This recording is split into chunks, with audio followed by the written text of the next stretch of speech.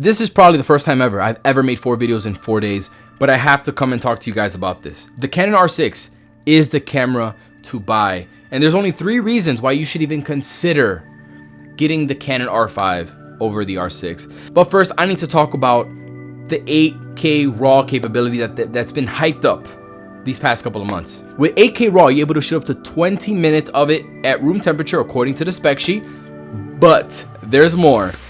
On a 64 gig CF Express card, you're only going to be able to shoot up to 3 minutes of 8K RAW. You're able to shoot up to 13 minutes on a 256 CF Express card, and a terabyte CF Express card, which those actually exist, but they're like starting at $700.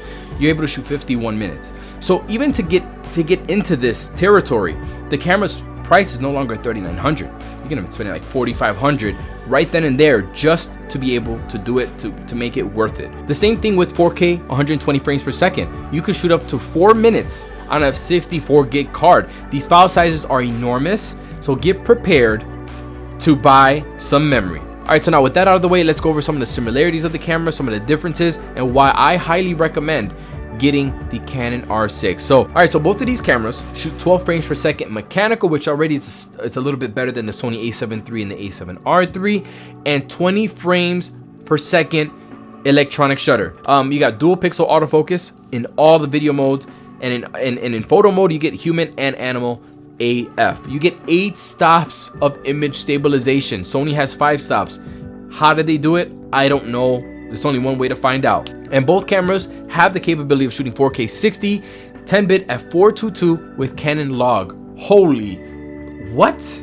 Okay, now let's go over some of the differences. The R5 has a CF Express card and a 1 SD UHS 2 card slot. Then the R6 has just dual UHS 2 card slots. The Canon R6 is a 20 megapixel sensor. The Canon R5 is a 45 megapixel sensor. The R5 has a 5.6 million dot EVF. The R6 has a 3.69 million dot EVF. The Canon R5 can shoot 8K RAW, 4K 120, which is mind-boggling. And the R6 has the max capability of 4K 60, which is already like, what was our dream camera in 2019? We wanted 4K 60. Pricing of the cameras, the Canon R5 is $3,900. The R6 is $2,500. The Canon R6 comes out at the end of August, so you're gonna have to wait for the R6. The R5 comes out at the end of July, but I would wait for the Canon R6. Only 3 reasons to buy the Canon R5. If you want to shoot 8K RAW or 8K video in general, because there's many different like modes to 8K. You don't always have to shoot the highest quality. You want to shoot 4K 120, or you need a 45 megapixel sensor. That's the only way to justify getting the Canon R5. You got 4K 60 frames per second video. You get 20 frames per second electronic, 12 frames per second mechanical, 2 SD cards. Now we got the joystick on the camera. We got 8 stops of image stabilization. What other reason is there to buy the Canon R5? For the better EVF? Nah, that's not a good enough reason. The Canon R6 is gonna be the ultimate wedding photography camera. Canon took a really interesting approach to this. They said, hey, you've been asking for all the specs, we're gonna give it to you. But they knew there's limitations to everything. You're gonna buy this camera to shoot 8K, to shoot all these sexy frame rates, you're gonna have to go dish out like $1,000 worth of memory to be able to do it. I think the R6 is the best camera right now to buy.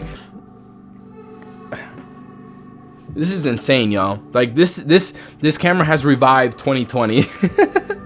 It's insane. Let's see what Sony has up their sleeve, but it's gonna be hard to beat. Anyways, those are my opinions on the Canon R5, R6. Go ahead and go to Jared Pollin's video. He probably got a way more in-depth video. This is just my personal outlook on these cameras. But Canon, good job.